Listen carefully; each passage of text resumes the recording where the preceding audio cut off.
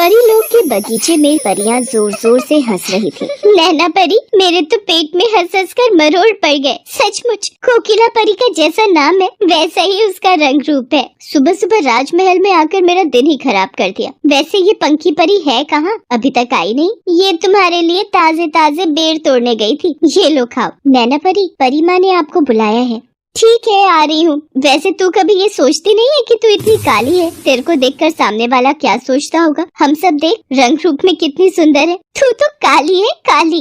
काली परी, आज से हम तुझे कोकिला परी की जगह नया नाम दे रहे हैं। हाँ, आज से तेरा नाम काली परी है। तुम सब ध्यान से सुनो, अब तुम सब कोकिला को काली परी कहकर ही पुकारना।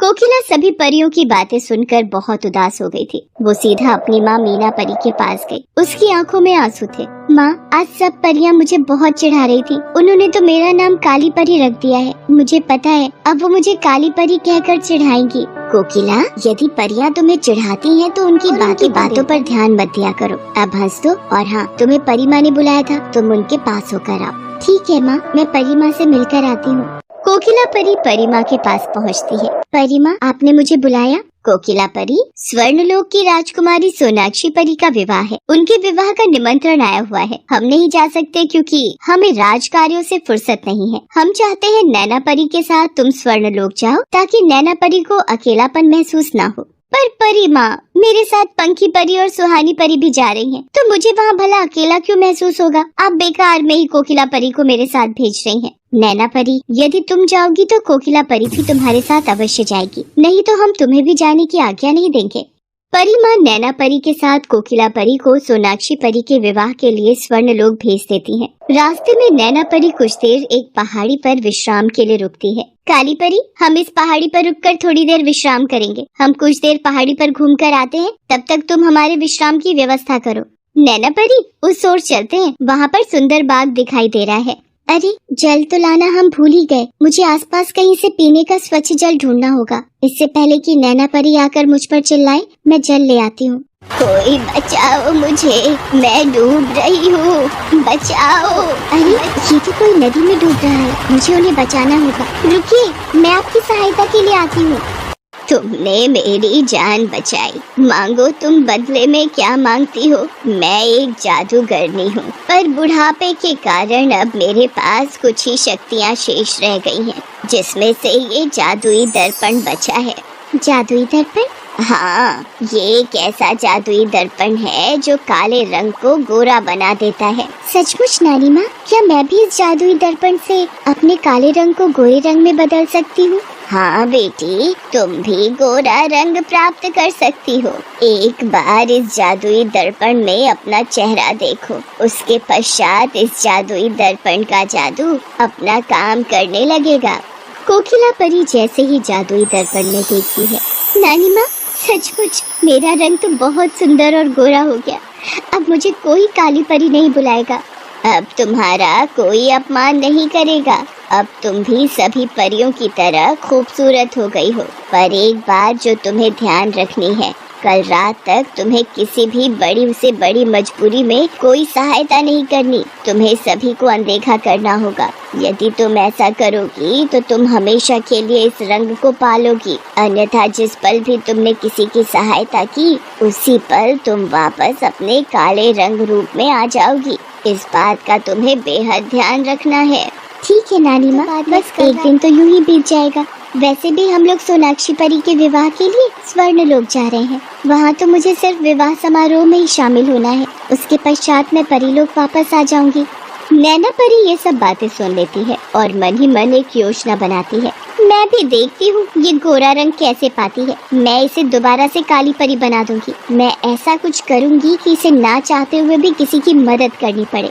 अरे कोकिला, तुम्हारा रंग तो काला था, तुम गोरी कैसे हो गई? कोकिला परी सभी परियों को पूरी बात बताती है। अरे वाह कोकिला परी, जादुई दर्पण ने तो तुम्हारा रंग सचमुच गोरा कर दिया। अब तुम भी हमारी तरह सुंदर हो गई हो।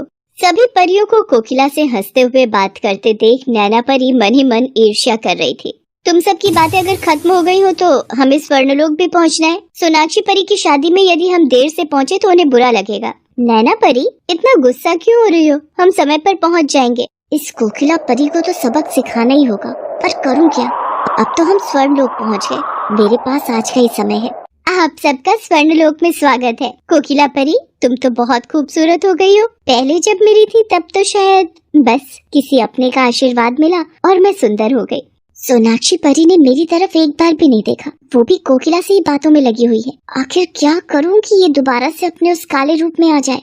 नैना परी उपाय सोचती हुई कक्ष में आ गई। तभी उसकी आंख लग गई और वो सो गई। अचानक नैना परी के कक्ष में आग लग गई। नैना परी जल्दी उठो, उठो नैना परी, आपके पंख जल जाएंगे। नैना परी, हम इस कक्ष में नहीं आ सकते, पूरे कक्ष में आग लगी हुई है। कोई सोनाक्षी परी को बुलाओ। मैं क्या कर सकती हूँ, मेरा तो आज विवाह है। अगर मैं कक्ष के अंदर गई तो मेरे पंख भी जल जाएंगे। कोई मुझे बचाओ, मेरे पंख जल गए तो मैं हमेशा के लिए परी नहीं रह पाऊंगी। कोई मेरी मदद करो। सुहानी परी, पंखी परी, तुम दोनों तो मेरी मित्र हो और तुम दोनों में से मेरी कोई बचाओ, कोई मेरी सहायता करो।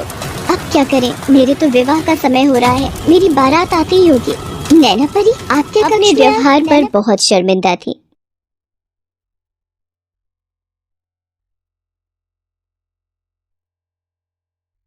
बादलों के ऊपर एक सुंदर सा परिलोक था।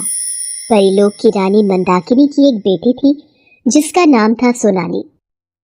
सोनाली स्वभाव से बहुत घमंडी थी। वो एक राजकुमारी थी, इस बात का उसे बहुत घमंड था। एक दिन, माँ अभी तक चांदनी नहीं आई, मुझे बाग में घूमने जाना है, शाम घेर आई है। आ जाएगी बेटी, सारा दिन तो वो तुम्हारे साथ ही रहती है।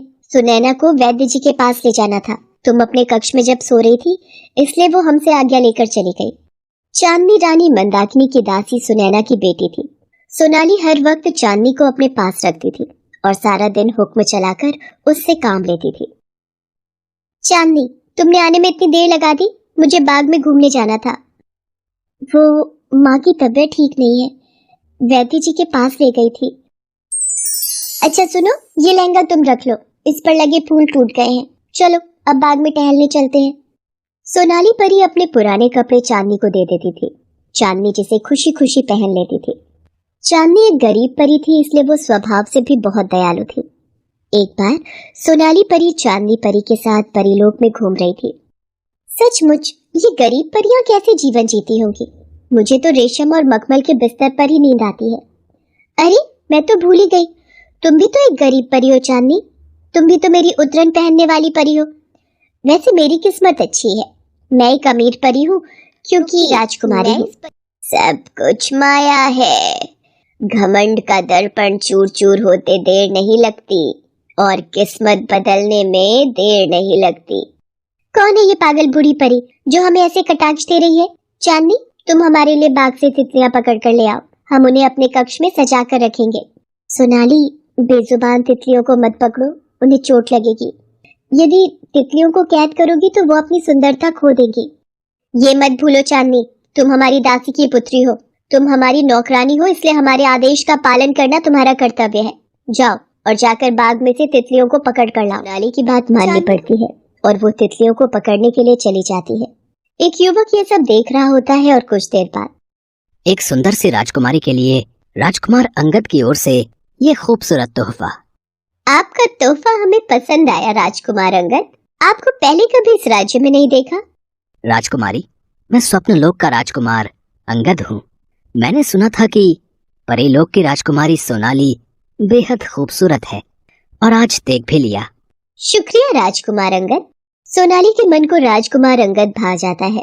वो अंगद को दोबारा मिलने का वादा करके चांदनी के साथ महल वापस आ जाती है। रानी मंदाकिनी सोनाली का इंतजार कर रही होती है। सोनाली, मैं तुम्हारी ही प्रतीक्षा कर रही थी। यक्षलोक के राजा जयवर्धन के पुत्र यशस्वी का रिश्ता तुम्हारे लिए आया है। हाँ बेटी सोनाली, राजकुमार यशस्वी एक बार तुमसे मिलना चाहते हैं। उन्होंने कल सुबह तुम्हें नील घाटी के पास वाले बाग में बुलाया है, कल उनसे मिलने चली जाना। पर माँ, मुझे अभी विवाह नहीं करना। सोनाली, विवाह करने के लिए तुम पर कोई जोर नहीं डालेगा, पर एक बार मिलने में क्या हर्ज है। ठीक है माँ, ठीक है पिताजी, मैं राजकुमार यशस्वी से मिल लूंगी। सोनाली चांदनी के साथ अपने कक्ष में लेनी होगी, पर किसी को शक हुआ तो? तुम ऐसा क्यों कर रही हो? जैसा मैं कहती हूँ वैसा करो। राजकुमारी मैं हूँ या तुम? चांदनी सोनाली का रूप ले रही। चांदनी सोनाली के रूप में राजकुमार यशस्वी से मिलने जाती है। चांदनी बहुत घबरा रही थी क्योंकि भले ही शक्ल सोनाली की थी पर मन तो चांदनी का ही था। सोनाली, तुम मेरे साथ विवाह के लिए खुश तो हो ना? तुम देखने में बहुत खूबसूरत हो। शुक्रिया राजकुमार। आपने मुझे इस काबिल समझा कि मैं आप जैसे कुशल और होनहार राजकुमार के साथ विवाह कर सकूं, पर मैं कुछ वक्त लेना चाहती हूँ इस विवाह को हाँ करने के लिए। कोई बात नहीं राजकुमारी सोनाली, आप जितना समय लेना चाहती हैं ले सकती हैं। मैं आपके जवाब का इंतजार करूंगा। राजकुमार से मिलकर चांदनी वापस महल आ जाती है। अब जब भी राजकुमारी सोनाली को यशस्वी से मिलना होता वो चांदनी को अपना रूप देकर भेज देती थी।